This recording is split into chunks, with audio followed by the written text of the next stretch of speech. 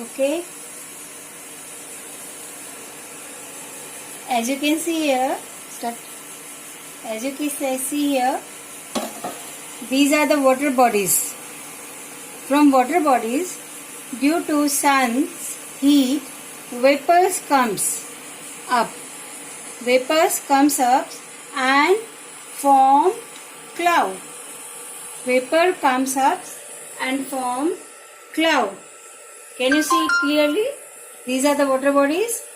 Due to the sun's heat, vapors comes and forms cloud. And when these vapors gets cooler, जब ये cloud, ये जब सारे cloud बनते जाएंगे बनते जाएंगे बनते जाएंगे बनते जाएंगे और फिर जब ये इकट्ठे होके ठंडा हो जाएगा। अब अगर आप याद दीजिए कि ये तो स्काई हो गया, स्काई के इधर वेपर्स बन रहे हैं और ये क्लाउड बन रहा है। स्काई में सारे वेपर्स चलते जा रहे हैं, जाते जा रहे हैं, जाते जा रहे हैं, जाते जा रहे हैं। ओके, ये स्काई है, दिस इज स्काई। स्काई में ऐसे वेपर्स इकट्ठे हो जा रहे हैं। ओके, स्काई में वेपर्स इकट्ठे हो गए और फिर देखिए क्या होता है थोड़ी देर बाद।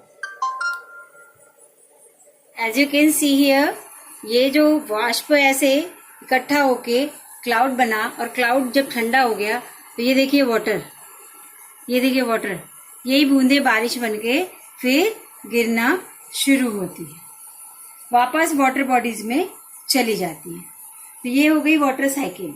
सन से वाष्प बने, वाटर वेपर बने, आसमान पे गए, क्लाउड बने, क्लाउड फिर ठंडे हुए, फिर वापस आ गए पानी में, इधर वाटर बॉडीज में, और फिर वापस ये प्रक्रिया दोबारा हुई, दोबारा हुई, दोबारा हुई।